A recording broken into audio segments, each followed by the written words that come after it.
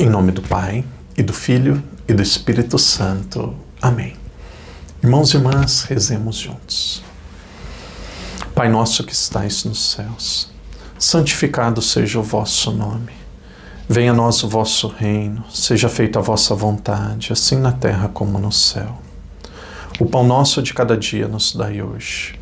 Perdoai-nos as nossas ofensas, assim como nós perdoamos a quem nos tem ofendido. E não nos deixeis cair em tentação, mas livrai-nos do mal. Amém. Ave Maria, cheia de graça, o Senhor é convosco. Bendita sois vós entre as mulheres, e bendito é o fruto do vosso ventre, Jesus. Santa Maria, Mãe de Deus, rogai por nós, pecadores, agora e na hora de nossa morte. Amém. Glória ao Pai, ao Filho e ao Espírito Santo, como era no princípio, agora e sempre. Amém. Hoje é o 13º dia. No dia de hoje nós vamos meditar sobre os capítulos 40, 41 e 42 do livro do Gênesis. O Padre está aqui com a Bíblia na mão. Daqui a pouco eu digo para vocês o versículo que mais chamou minha atenção.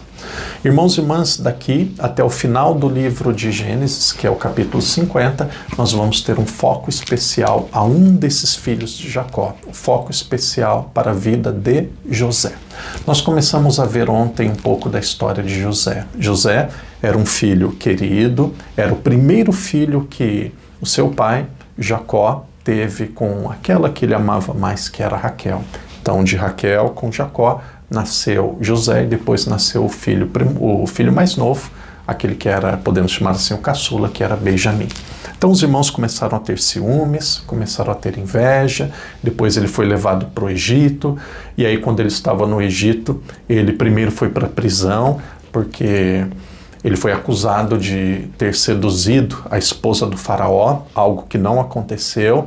E aí depois na prisão ele começa a mostrar as suas características, os dons de Deus para ele interpretar sonhos. E aí um dia o faraó teve um sonho que ninguém conseguia interpretar. De repente chamaram José e José se encontrou com o faraó. E aí José começa a interpretar o sonho. E aí José ganha os favores, ganha a amizade do faraó. E é muito interessante que José, quando ele ganha a amizade do faraó, em um desses sonhos ele disse assim: aqui no Egito, como em muitos lugares, durante 7 anos vai ter uma grande fartura, durante 7 anos haverá uma grande colheita, terá muitos bens. Depois de 7 anos haverá muita pobreza, haverá muita seca, muita dificuldade de ter colheita, das pessoas terem bens. Então, durante esses 7 dias, durante esses 7 anos, deve-se guardar tudo aquilo que foi a colheita, deve-se guardar tudo aquilo que foi produzido, deve-se ter uma grande reserva. E aí nos 7 anos de pobreza, nos 7 anos depois de seca, esses bens que ficaram de reserva, eles vão ser distribuídos. E foi exatamente isso que aconteceu no Egito. O faraó confiou, viu que era razoável aquilo que José estava dizendo e começou a guardar tudo. Porém, de onde José veio, havia ainda os seus irmãos, os 11 irmãos, havia também o seu pai Jacó. De onde ele veio, começou a ter fome, começou a ter dificuldade, e aí de repente o seu pai envia os seus filhos para ir buscar mantimento, para buscar alimento.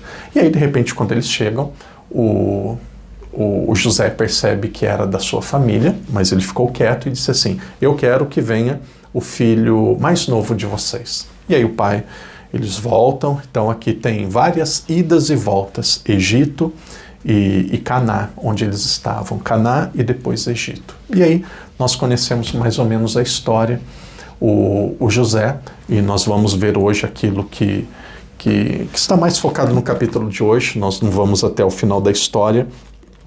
No final do capítulo 32 mostra, no final do capítulo 42 mostra o primeiro encontro de José com seus irmãos. E ali José ele não se revela, mas ele começa a ir perguntando por que aquilo estava acontecendo, por que eles estavam ali, onde que estava o irmão mais novo. Irmãos e irmãs, nesta ida de José para o Egito, onde ele se torna como um primeiro-ministro, algo que chama muito a atenção era a fé daquele homem, a fé de José.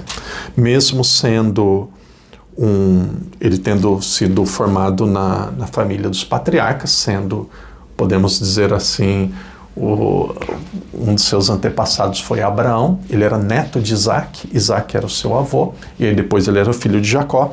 Mesmo estando em um local do faraó, com outra religião, com outro contexto, ele não abandona Deus, ele não deixa de ter fé. Olha que exemplo de fé, por exemplo, no capítulo 41, versículo 16. O faraó diz assim: mas isso é uma mágica, de onde que vem tudo isso? Você é muito capaz. José respondeu ao faraó: quem sou eu? Quem sou eu? Ele tira o mérito dele. Quem sou eu? É Deus quem dará ao faraó uma resposta favorável. Então, em muitos momentos, ele coloca ali o nome de Deus. O padre disse ontem, e volto hoje, quando ele foi acusado de adultério, ele disse assim: como poderia eu realizar um tão grande mal e pecar contra Deus? Ainda que ela lhe falasse a cada dia, José não consentiu em dormir ao seu lado e se entregar a ela.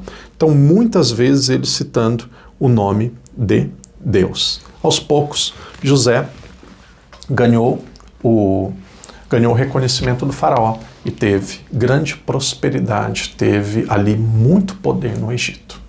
Irmão, irmã, assim vai se formando a história da salvação. Nós temos os 12 filhos de Jacó, de repente eles vão tendo dificuldade, vão pedir ajuda no Egito e não imaginavam quem ele encontraria lá. Seria o próprio irmão que eles tinham vendido como escravo por inveja e ciúmes. Às vezes nós dizemos assim, né? O mundo dá voltas, não podemos excluir ninguém, não podemos abandonar ninguém.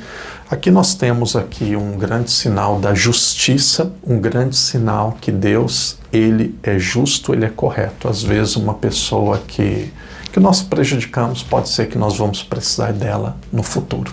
Por isso, querido irmão, querida irmã, uma das grandes lições: cuidado com a inveja, cuidado com os ciúmes, cuidado com a comparação.